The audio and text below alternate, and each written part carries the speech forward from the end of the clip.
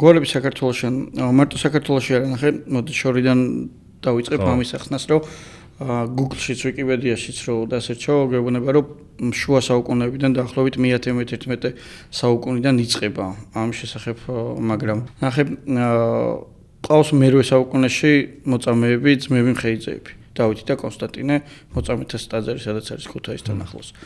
ანუ ჩვენთან უფრო მანამდე გვარი დაფიქსირებული ბღებრიშვილი, რომელიც მე-5 საუკუნეში ერთ-ერთ ციხეზე გადახტა, გააყარი და გაანთავისუფლა და აიღეს ჩვენებმა ის ციხესიმაგრე.